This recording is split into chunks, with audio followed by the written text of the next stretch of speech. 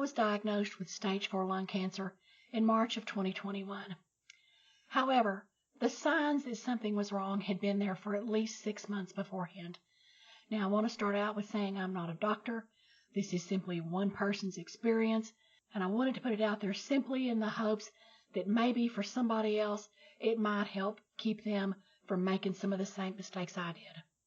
Now, while I said I was diagnosed in March of 2021, I actually had started feeling bad months earlier. In fact, the previous June, I had started getting to the point where I really had no energy. My husband and I would get out to go for our weekly date, to go to lunch, and then get out and go to shopping. And time we would get through with lunch and it would be time for the shopping, I would tell him that I was just going to sit in the car because I simply did not have the energy to go in and do grocery shopping. This was something that was not like me at all. Up until that point, I'd had plenty of energy, I felt good, things were going well. And so what should have been a sign, that business of not having any energy, I simply just wrote off as, well, I'm getting older. Well, I've had my 60th birthday. It's normal to get that way when you get a little bit up in years. And I told myself all kinds of things instead of listening to my body and paying attention to the symptoms and the signs that actually were right in front of me, that something wasn't normal for me. The next thing that happened was I woke up one morning in September of 2020, and I literally could not talk. And I really mean that literally. I woke up and I had no voice. I could kind of get out a little bit of an eek of a whisper, but for the most part, I couldn't talk, and I couldn't speak loudly enough, even in a whisper, that anyone could understand me. And I did, unfortunately, what a lot of women do. I wrote it off, and I just told myself, well, I've got a little case of laryngitis, or my allergies are acting up, or maybe I've got a cold or something. But I let this drag on for weeks, literally for weeks. And it didn't get any better. I got to the point I could whisper just a little bit, but during this time, I could not talk on the phone because people on the other end could not hear me or understand me. I could not place phone calls that had any of those, say one for this, say two for that, or give responses, because the AI on the other end could not understand me. And I let this go until up in about February of 2021. And at that point, I finally went to see my general doctor, and we thought maybe that my vocal issues were related maybe to acid reflux. I had read a little bit that maybe that it was, my vocal cords were irritated by acid reflux. And so he put me on some medication for that. And then a little bit later, we sent me to a gastroenterologist who ran the scope down and took a look. And she said that no, there was nothing that was, there was nothing with that system that should be affecting my voice at all.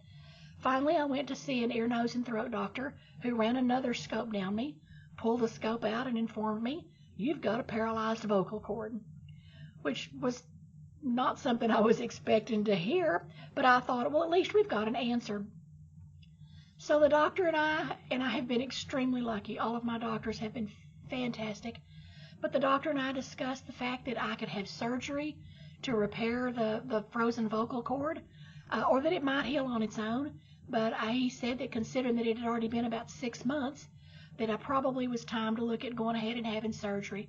So he sent me for a CAT scan before we got ready to do this surgery on my throat. So I go in one morning for this CAT scan, and I go in around 11 o'clock, and by around noon or so, I'm getting ready to leave, and I ask the people there at the place where they did the CAT scan, how long will it be before I hear about the results from this? And they looked at me and they said, you'll probably hear within the next day or two. I kid you not, within an hour's time, my ear, nose, and throat doctor had called my cell phone, which I didn't hear because I had it turned off being in the hospital part, but he had called my cell phone within the hour and told me that the CAT scan was not good, that I probably had cancer, that he was making me an appointment with a pulmonologist, and for me not to skip that appointment.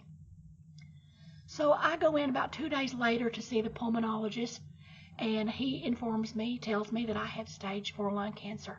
I was not expecting a diagnosis of lung cancer, although I knew that my odds were pretty good of some kind of cancer in my future. My father's mother and one of his sisters had died of breast cancer. My father's other sister had died of another kind of cancer, and my mother had developed colorectal cancer and then eventually died of pancreatic cancer. So cancer ran on both sides of the family. I knew the odds were high, but not lung cancer. That was a shock. Anyway, things started going very quickly from there. By the time I was diagnosed with this, I barely had the energy to traipse literally from the bed to the restroom. My energy was at an absolute all-time low. I felt horrible. It was in some ways a relief to at least find out what was wrong with me, but I have to admit that I spent some pretty serious time beating myself up and asking myself, why in the world had I not gone ahead and seen a doctor earlier, at least when I first got the issue with my throat. And of course, when I talked to the ear, nose, and throat doctor, he told me, he said, working on your voice right now, he said, voice surgery, he said, that's the least of your problems at this moment. And of course, with stage 4 cancer diagnosis, it was the least of my problems, to say the least. It was the last thing I was worried about. So my pulmonologist is great. He scheduled me for some tests. I'm referred to an oncologist, also wonderful man. I have had the absolute best care, and things started to escalate very quickly. Within just a week or so of that diagnosis, I ended up in the hospital because my oxygen levels had plummeted down into the 60s, and actually the pulmonologist office had just called to make an appointment for me, and my husband had told him that we were sitting there taking my oxygen levels, and I think it was like 64 or 65 when they told me to come to the emergency room, that was low enough that I needed to be in the hospital. So we did that, and we spent a week in the hospital. I think about every test there was given to me to try and figure out where all the cancer had spread. There was a liver biopsy done. Fortunately, it was not in my liver. The cancer had spread to the adrenal glands. It had spread off into a vertebrae in my spine. So like I said, there were a lot of tests done, and it was a really, really scary time. I ended up the next month also back in the hospital for some similar type things. But with my oncologist, we started on a treatment of chemotherapy, and after he had did some genetic testing, we started me also on some rounds of immunotherapy. And I have been very fortunate in the fact that I have responded extremely well to both of those. In fact, that's been 3.5 years ago since all that started. In that time since, both my oncologist and my pulmonologist have told me and have admitted that when they first met me, they didn't think I had very long, that I was in pretty bad shape. But between the chemotherapy and the immunotherapy, I have responded well. The tumors have quit growing. I'm not in what they call remission or anything like that. I still receive treatment, but things are going well.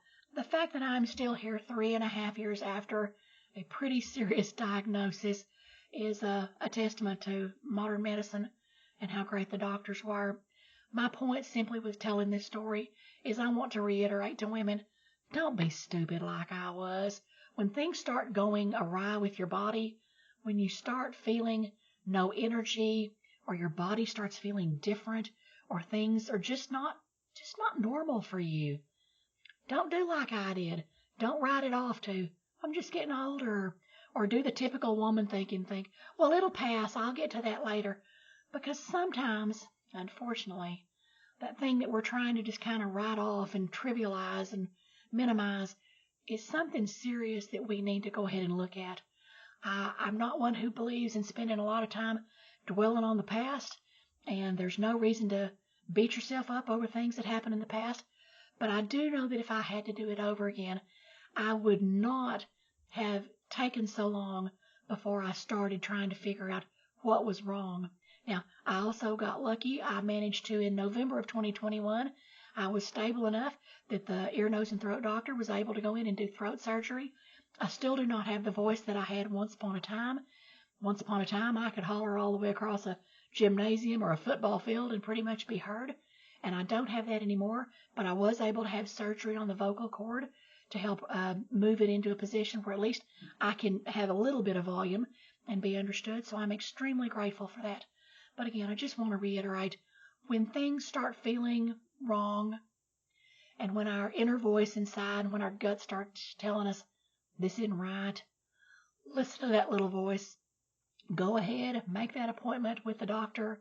Start looking at what your options are and start trying to figure out what's wrong. I don't want anybody to ever do the same dumb thing that I did and then get a diagnosis like I've gotten and then, beat themselves up and wish they had done it sooner. Anyway, I'm doing very well. I'm very hopeful about the future. I've made it 3.5 years, but nevertheless, I'm doing very well. I feel pretty good. I still have some issues from the cancer and the treatments that I get, but I'm grateful for all the things that the doctors and medical science has done for me. And like I said, I'm still here and kicking 3.5 years later. As I tell people, I ain't done yet. There's still things to do, and there's still things for you as well. So listen to your body, take the steps, do what you need to do.